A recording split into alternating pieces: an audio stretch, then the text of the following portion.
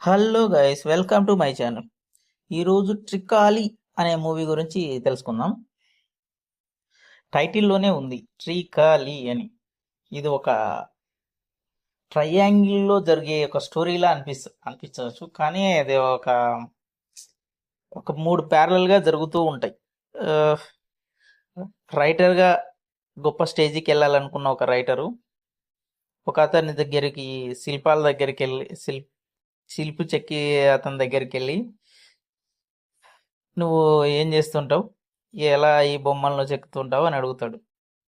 నువ్వు బొమ్మలను చెక్కే వ్యక్తి, నేను దేవులని ఆడిచ్చే వ్యక్తి అని అంటాడు రైటర్. అప్పుడు అతను శిల్పి నవ్వుతూ, మనము అలా అనుకోకూడదు, గర్వం అనేది ఉండకూడదు, అందరూ సమానమే అనే విధానంలో బతకాలి అంటే ఆ రైటర్ బిలీవ్ చేయడు. నేను చెప్పింది, నేను ఏమనుకుంటే అదేనే ఉంటుంది, రైటింగ్ నా చేతుల్లో ఉంది అనే పాయింట్ ఆఫ్ వ్యూలో ఒక 2 స్టోరీలు రాస్తాడు. ఆ స్టోరీలో ఒక ఒక ఫ్యామిలీ వాళ్ళ కొడుకు ఫీజు కూడా కట్టలేని స్టేజీలో ఉండి అన్నిళ్ళల్లో పనిచేస్తూ ఉండే ఒక ఫ్యామిలీ, ఇంకొక ఫ్యామిలీ వాళ్ళ కూతురు ఎంత బాగా వాళ్ళ కూతురు డాక్టర్ అవ్వాలనుకుంటే ఎవరు హెల్ప్ చేయక ర్యాంక్ వస్తుందో రాదో అని బాధపడే ఒక ఫ్యామిలీ. ఇలా 2 ఫ్యామిలీస్ను స్టోరీ రాసి వాళ్ళ జీవితం ఇంకా అంతే, వాళ్ళు ఎప్పటికీ అవ్వలేరు అనే పాయింట్ మీద స్టోరీ రాస్తాడు. అటువంటి సమయంలో ఇతను ఇంకొకటి ఆటో అతని స్టోరీ కూడా రాస్తాడు. అందరు ఆటో వాళ్ళు సాయంత్రం అయితే గంజా మందు కొట్టి రోడ్ల మీద పడిపోతారు, వీరైతే ప్రాస్టిట్యూట్ల దగ్గరికి వెళ్తారు, ఇది వాళ్ళ జీవిత చరిత్ర, వాళ్ళు ఎప్పుడు బాగుపడరు అనే పాయింట్ మీద రాస్తాడు. అలాంటి జనాల మీద ఇంత bad opinion, bad mind set ఉన్న ఒక అతనుకి సడన్గా అతను రాసిన స్టోరీలోంచి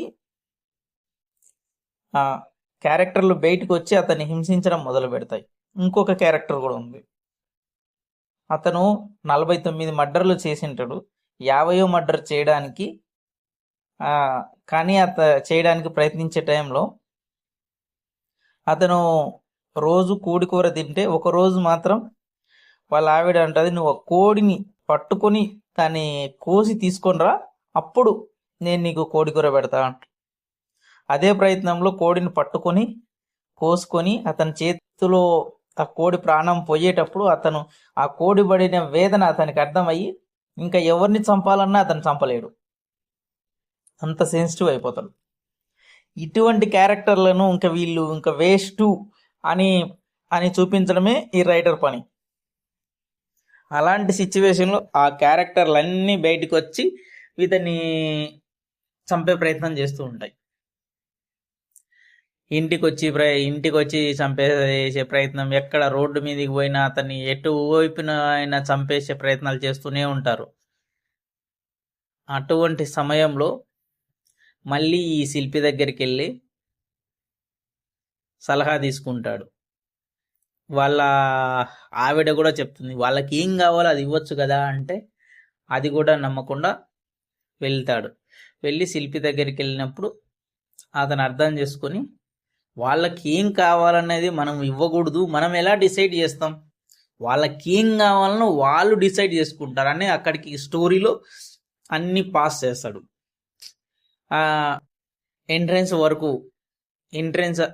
ఆ పిల్లని ఎంట్రెన్స్ వరకు తీసుకెళ్ళి, ఇక్కడ ఇతను చిన్న ఇన్సిడెంట్లో అది డబ్బులు కట్టలేని స్థితిలో ఆమె చనిపోయిన అతను అక్కడికి స్టోరీ, ఇతను మర్డర్ చేసే స్టోరీ, అన్నిటికీ అక్కడ పాస్ చేసి వాళ్ళు డిసైడ్ చేసుకోవాలి, వాళ్ళ జీవితం వాళ్ళు డిసైడ్ చేసుకోవాలి, నేను ఎవరిని డిసైడ్ చేయడానికి అనే థాట్ చాలా హైలైట్గా ఉంటుంది మూవీలో. డైరెక్టర్ ప్రొడ్యూసర్కి ఏం చెప్పి కన్విన్స్ చేశాడో అర్థం కాలేదు, కానీ సినిమా అసలు మనకి ఏం జరుగుతూ ఉంది అర్థం అవ్వదు. ఈ స్టోరీలోంచి క్యారెక్టర్లు బయటికి రావడం ఏంది, ఇతన్ని హింసించడం ఏంటి, అసలు ఎలా ఇలాంటి కథలను, కాంప్లికేటెడ్ కథలను ఎలా ఒప్పించగలిగాడనేదే హైలైట్ విషయం అని చెప్పుకోవాలి. చాలా టైటిలే కాదు, సినిమా కూడా ట్రిక్కీగా ఉంటుంది. ఇప్పటి వరకు చూడనట్లయితే డెఫినెట్గా చూడండి. Please like and share my channel. Thank you all.